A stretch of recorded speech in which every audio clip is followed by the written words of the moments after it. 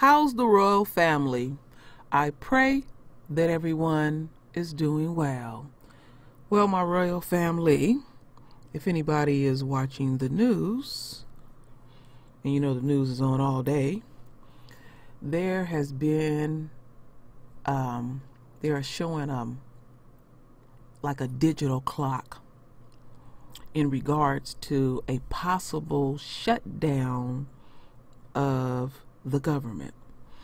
And they taking it down to the wire. It looks like it might possibly have a shutdown. Now, my husband said it won't, but we will see in a few short hours. Anyway, my royal family, what I was thinking about before I start this video is all of Trump's antics. And I was reading that Bernie Sanders said that Trump is an international disgrace and a pathological liar. And the only reason why Trump is getting away with it is because he has white male privilege.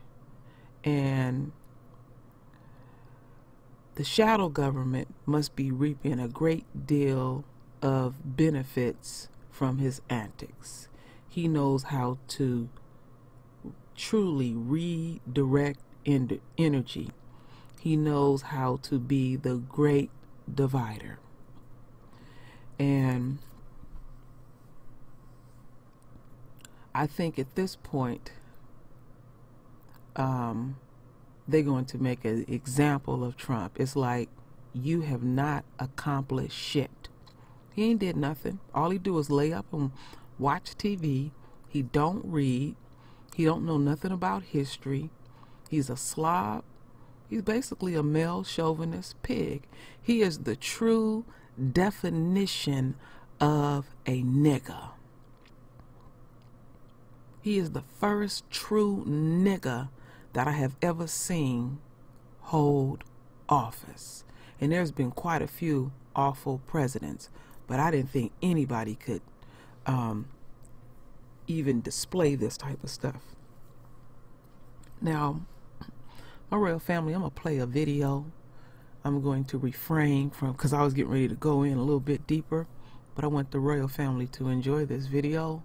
Well, excuse me, not enjoy, be informed so far what's going down in this system. Babylon will truly be destroyed. So anyway, my royal family, for some reason this particular site, the American people to understand this, hold that for a second. For some reason this particular site, I cannot blow up the screen on it. It just stay in a fixed position. So this video is a little over 13 minutes, but it's real important to hear the rhetoric, the bullshit, the posturing, because the Democrats and the Republicans, as far as I'm concerned, is one and the same. So let the games begin. Only people standing in the way of keeping the government open are Senate Democrats. Whether there is a government shutdown or not is now entirely up to them. I really believe the Democrats want a shutdown to get off the subject of the tax cuts because they've worked so well. Nobody thought, including the Democrats, they could work this well. They've been so good that I think the Democrats would like to see us shut down in order to get off that subject. Joining us now from Capitol Hill, Independent Senator Bernie Sanders of Vermont. Senator, it is great to have you on the show this morning. I'll bounce off what we just heard from Paul Ryan and President Trump. Are Democrats the ones causing a shutdown? Well, those are good talking points, but they happen not to be true. The issue here is that after 3.5 months into a fiscal year, it is clear that the Republican leadership and the President of the United States can't govern. You cannot run a $4 trillion business, the United States government, on continuing resolution after continuing resolution. You know what? That is what the Pentagon said last night. What they said is they want an annual budget. They can't function on continuing resolutions. What McConnell has got to understand is that in the United States Senate, he needs 60 votes in order to pass a budget. He does not now have 60 votes because more and more Democrats and Republicans are saying, sorry, you're going to have to negotiate on the serious crises facing our country. And I hope now he understands that, and I hope he negotiates. Joe. Bernie, Joe Scarborough here. You mentioned what the Pentagon said last night. I'm sure you also heard Lindsey Graham, a Republican senator, a noted neocon, a friend of Donald Trump, saying that another continuing resolution like the one that Paul Ryan wants the Senate to sign off on will damage the nation's military, will damage the readiness of our fighting forces, will hurt the very men and women who are defending this country and doing their best, giving their all to keep America free. Do you agree with Lindsey Graham? And if so, explain it to our viewers. Why passing CRs damages our troops so much? If you are the Secretary of Defense, how can you possibly do any long-term planning if you don't know how much money you're going to have past 1 month? It is absolutely irresponsible. But it is not just the Defense Department. The Community Health Center program provides health care, Joe, for 27 million Americans. 1 out of 4 people in my own state gets health care through the Community Health Center program. The Republicans have not funded that, and that program is on the verge of collapsing. We have an opioid and heroin crisis in America not being dealt with. We have 30,000 vacancies at the Veterans Administration. We got an infrastructure crisis. The Republicans have got to govern. They have to deal with the real issues facing America, and now they've got to have to sit down and do that. Can you talk about these tax cuts? It is the President of the United States who brought them up yesterday, talking about how great these tax cuts are, the impact they're having. Of course, we won't have any evidence for quite some time. But can you speak to the concern that people like me, also I will say conservatives like Alan Greenspan, have had about income disparity in America and how those tax cuts that Donald Trump was bragging about yesterday will hurt the people of Western Pennsylvania, who he was speaking to yesterday? When you have the top 1/10 of 1% now owning as much wealth as the bottom 90%, it is insane to be passing tax legislation which drives the deficit up by $1.4 trillion over a 10-year period and gives 84% of the tax benefits to the top 1%. That is totally irresponsible. What we need right now to do is to rebuild our crumbling infrastructure, create 15 million jobs. We need to raise the minimum wage to a living wage. We don't need to be throwing people off of health insurance, which is currently taking place. We need to do what every other major country on earth does, guarantee health care to all people. And let me say a word about this DACA situation. I was offended last night. McConnell keeps talking about illegal immigrants, illegal immigrants. These are people who came to this country in some cases at 1 year of age, 2 years of age, 3 years of age. They've lived in this country for their entire lives. This is the only nation that they know. There was a poll that came out from CBS yesterday. 87% of the American people said, 87%, give these young people legal status. Do not turn our backs on them. Give them a path towards citizenship. Now, how come Republicans can't negotiate an agreement with us when 87% of the American people say, do something? Hey, Bernie, let me ask you, do you also agree, we've been talking about all week the need for Democrats to fight to the bitter end here, to not give Donald Trump, especially after what he said, the racist comments he said about immigrants from Africa, immigrants from Haiti. Do you agree that the Democratic Party needs to fight until the bitter end and not give the president a single vote until he keeps his word on DACA, until he keeps his word on the Dreamers? I think what has happened, and I'm very happy to say this, I worked very hard on this issue, Joe. I think we now have approximately, give or take, 40 Democrats who are now saying, sorry, we're not going to go month to month running a $4 trillion government. You have 3, 4, 5 Republicans, including Lindsey Graham, are saying the same thing. So I think the issue right now is, does Mitch McConnell understand he does not have the votes for a short-term CR? He's going to have to sit down and negotiate. If he does that, by the way, on the issues of parity, equal spending for defense and non-spending and non-defense, the issue of DACA, the issue of disaster relief, which we have got to deal with for Puerto Rico, Virgin Islands, Florida, Texas. If he is prepared to understand that he has to negotiate, we can resolve these issues, all of these issues, in a very short period of time. Senator Sanders, it's Willie Geist. Always good to see you. The White House has said, and said again this morning on a different television show, and Republicans we've had on this show as well, that they'd be willing to talk with you and negotiate with you on immigration, and particularly about DACA, but separate and apart from a continuing resolution, separate and apart from funding the government. They say people like you are holding up the government to get DACA through. What do you make of that argument? The reason that we have to deal with DACA now is there is zero guarantee, given the fact that you have good legislation that has been written by Durbin, by Lindsey Graham, which has widespread support among the American people and within Congress. There is zero reason to believe that McConnell will allow that bill to come to the surface unless it is attached to a must-pass piece of legislation. Left alone, they will not do what 87% of the American people want. Well, and why make these people live in fear longer than they have to? Live on the edge, wondering what their future holds longer than they have to. How hard is this? It really is unspeakable. You know, this is, to my mind, the moral crisis of our time. There are 800,000. I meet with these young people almost every single day. These are beautiful kids. The vast majority of them are working. Many of them are in school. Some of them are in the military.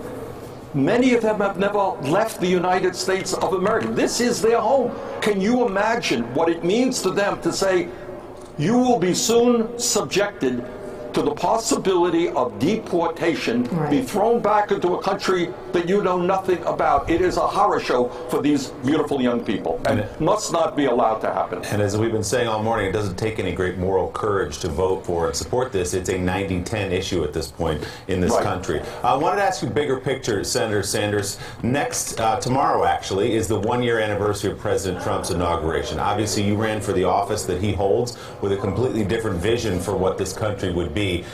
Can you encapsulate, and I know it's a long answer, what the last year has been like for you from the inside? Has it been better than you anticipated it would be under Trump? Has it been worse than you anticipated it would be? Well, has it really only been 1 year? We all have that feeling. I thought it was about 16 years. Look, I mean, you know my views on Trump. I think it is an international embarrassment. We have a president who has driven the respect that this great country has all over the world down and down lower than it has ever been. You have a president, this is not just me saying it, who is a pathological liar.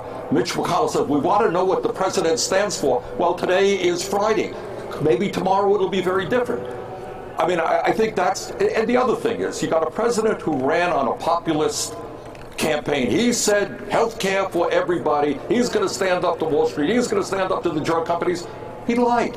And that is a sad state of affairs. Look, I have Republican friends who are conservative. We disagree. That doesn't mean I dislike them. Doesn't mean that they're liars. They believe what they believe. Unfortunately, I mean, I think he is a liar. I think he has, you know, what can I say? So, yeah.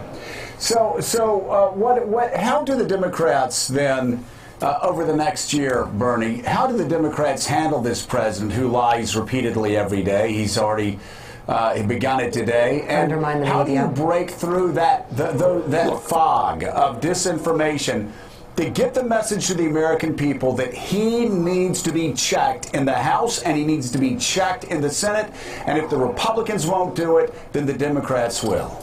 Well, look, I think there is a lot of responsibility on decent Republicans, and there are many decent Republicans in the House and the Senate.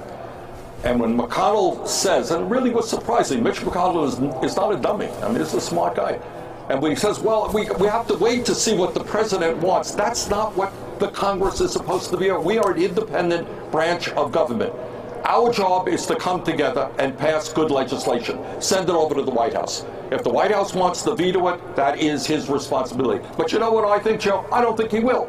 If we reach an agreement that has broad support in Congress and support of the vast majority of the American people, he will sign it. So what I would say to my Republican friends, stop looking at the White House, to the White House for leadership. Let us do our job together. Let us do it on DACA. Let us do it on parity equal spending for defense and non-defense. Let us do it on disaster relief. We can come together. The differences are not that great. Let's do it. Send it to the White House. I suspect he will, for political reasons, sign that legislation.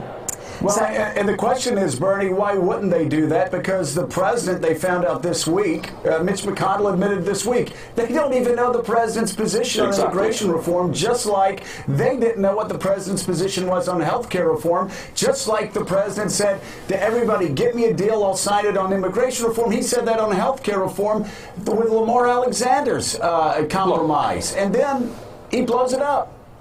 Joe, that's exactly right. I mean, and I think many Republicans understand that this president is not somebody they can trust, somebody who will have their back.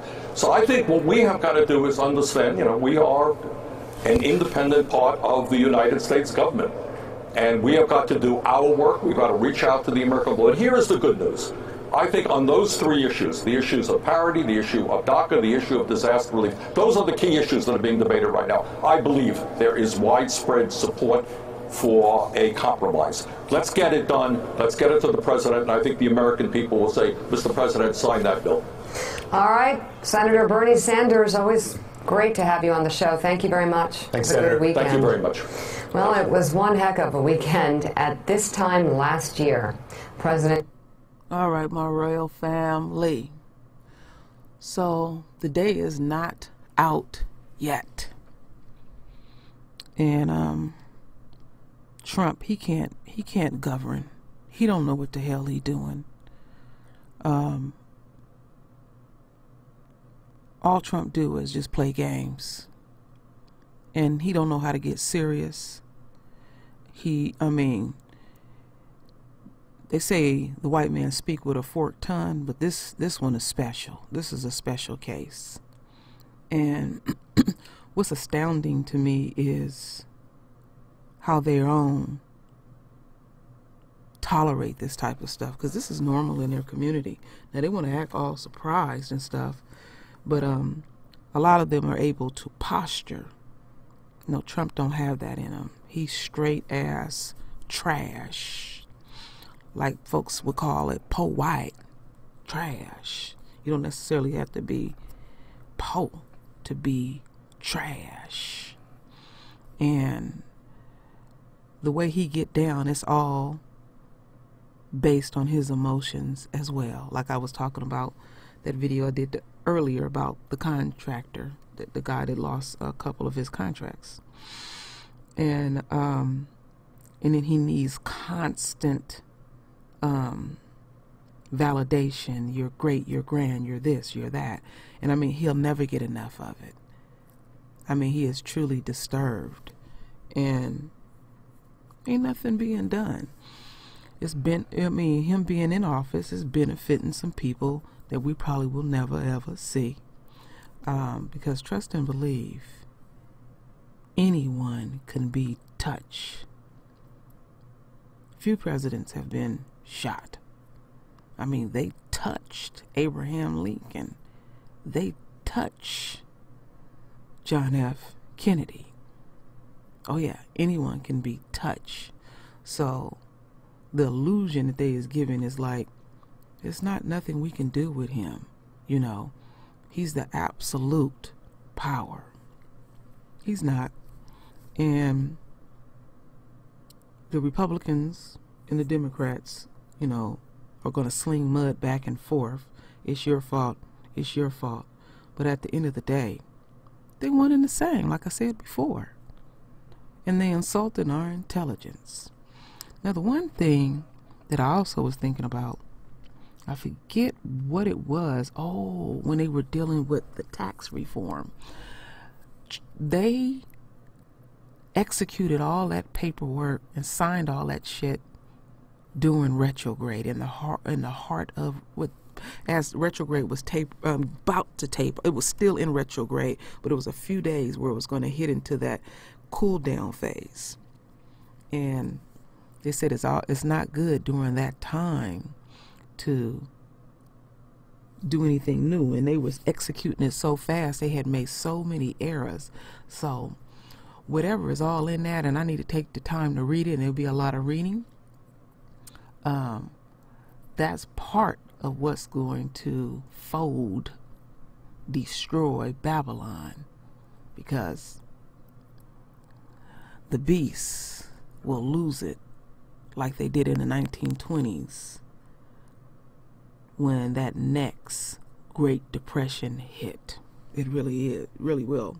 And America will never be able to dig itself out of the hole. Now, America is good for illusions, like we got it all going on. I remember when Katrina happened, and there were countries around the world sending aid, and they said they didn't know that America had that type of poverty. Do y'all realize, my royal family, some people still believe when you come to America, the streets are paved with gold, even to this day. Yes, truly.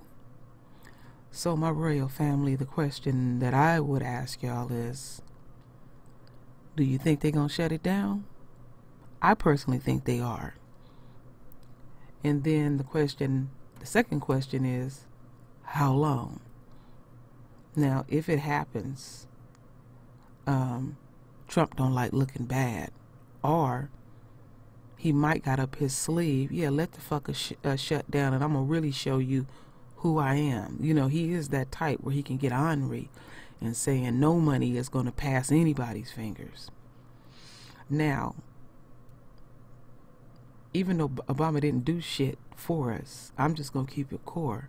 I want him to shut it down because, I mean, with Trump, not with Trump, with Obama, you know, they act like they couldn't even get anything done because there was a black man on that platform. So just for a revenge thing, I would like to see it shut down. You know, I'm up in my feelings. I'm taking it personal too. But, you know, I'm just joking with y'all to some extent, my royal family.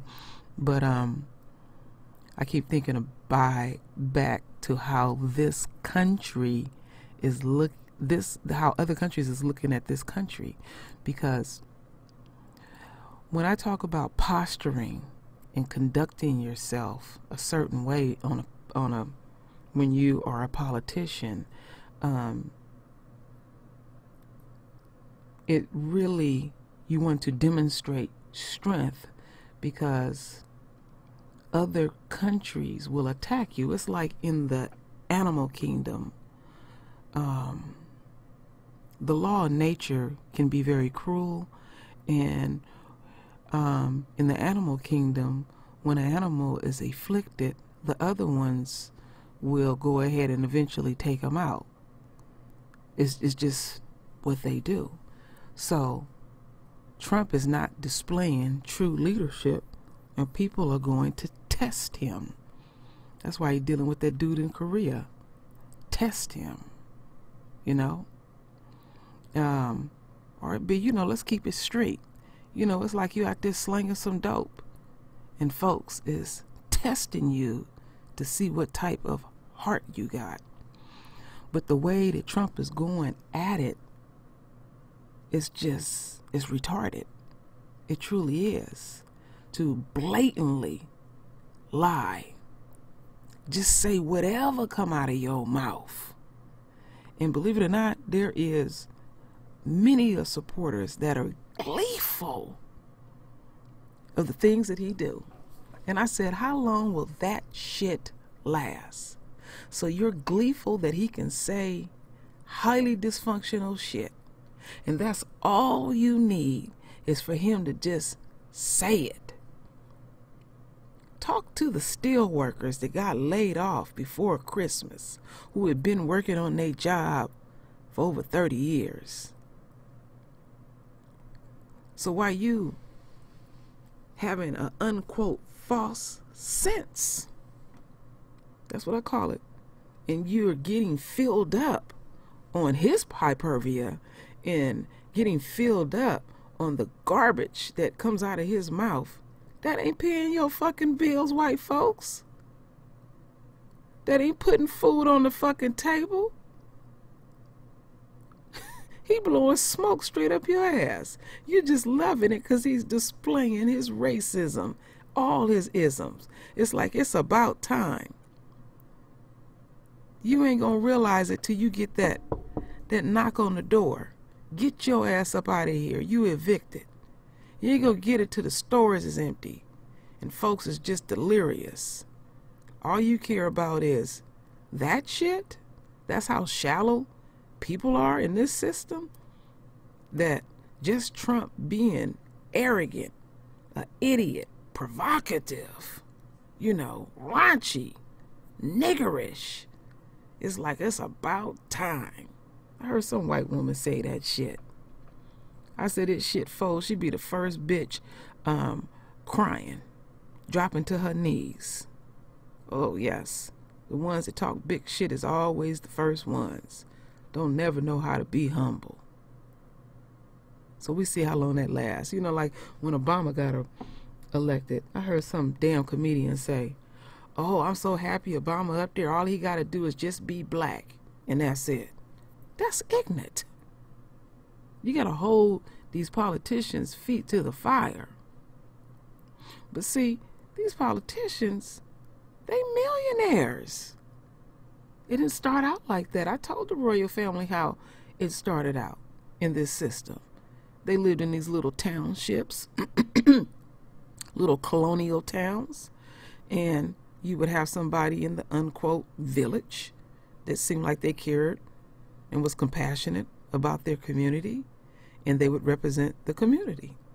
And then when it was time to vote, like a president in, do you know they would not get the results for months because whoever represented your township had to bring the vote. And how they would do it, that's how the electoral college got started. It would be like, well, overall, this is the percentage of what these people voted for this particular candidate. And that's how the electoral college would determine who's the president. We have no need for that now for the type of technology that we have. And also on top of that, whoever represented your township or your village, back then politicians were dirt poor. They depended on the community to feed them and take care of their shelter and everything. But they were real good representatives because they knew the ins and outs of their community, and they was in a state of poverty too. And over time, it flipped. I heard John McCain say, you can't make it if you don't have $5 million. So after $5 million, he feel like he broke. So how is these people in tune with this system? Isn't that ironic? How are they in tune? Think about it. They too busy waddling in their money. Well, they really ain't money. It's a federal note. We in debt to China. Some people don't know about it. I think as I speak, I think the dollar is worth about between 13 and 16 cents. Somewhere around there. So it's just that gesture that they pulled, signing that tax reform, that wasn't nothing but a fucking Band-Aid and for some few selected people. So all these shenanigans is going down. Now, they didn't butt heads. We will see how it unfolds. So anyway, my royal family, render your divine, beautiful voice in words. Let's mix it up. I'd like to hear what the royal family have to say. So anyway, my royal family, I thank you for your love. I thank you for your support. And with that said, Ashe.